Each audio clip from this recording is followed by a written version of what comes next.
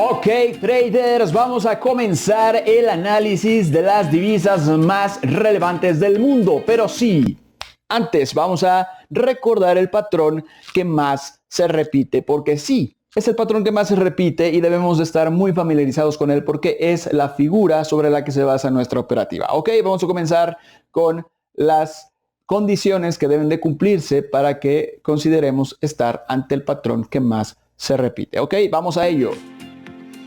Ok, primeramente lo que hay que buscar es, vamos a ver la versión alcista, ok, vamos a buscar un tramo principal, en este caso será un tramo alcista.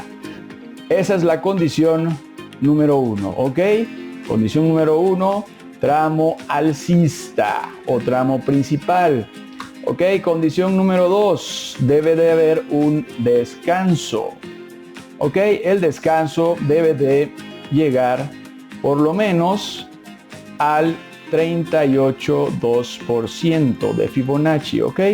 38.2% de Fibonacci. Y una vez que se den esas condiciones, buscamos la condición número 3, que es una zona relevante, ¿ok? Zona relevante es cuando el precio en el pasado se vio rechazado de una zona, ¿ok? Justo en esta zona vemos que el precio se vio rechazado. Bueno, una vez que tengamos esas condiciones, buscamos que el precio llegue a esa zona y cuando el precio llegue a esa zona, tendríamos configurado el formato de entrada número 1, ¿ok? Formato de entrada número 2. Una vez que el precio abandone esa zona, tenemos que ubicar el último máximo, ¿ok? El último máximo que dejó el precio mientras formaba ese descanso.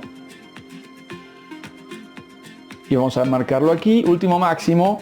Y una vez que el precio haya superado ese último máximo, estaríamos ante el formato de entrada número 2. Muy bien, posterior a eso, cuando el precio, y si lo hace, el pullback, en este caso es un throwback, en este caso es un throwback, cuando el precio haga el throwback, que es el testeo a la zona del último máximo, ok, pues aquí estaríamos ante el formato número 3. Bien, pues una vez que tengamos estos 3 formatos, podemos entrar al mercado en cualquiera de estas 3 modalidades. Bueno, ¿cómo sería el formato de entrada en un tramo bajista? Ok, sería buscar el tramo principal bajista, ok, en este caso sería bajista. Después un descanso que llegue al menos al 38.2% de Fibonacci. Y una vez que se cumplan estas condiciones, bueno, pues buscar la condición número 3 es buscar una zona de relevancia. ¿Ok? Zona de relevancia es cuando el precio fue rechazado, buscar en el pasado una zona en la que el precio haya sido rechazado al menos 2 veces para que consideremos que esta pudiera ser una zona de relevancia en la cual en un futuro el precio pudiera ser rechazado nuevamente en cuanto se acerque a esta zona, ¿ok? Bueno, una vez que llegue el precio llegue a esta zona, estaríamos ante el formato de entrada número 1.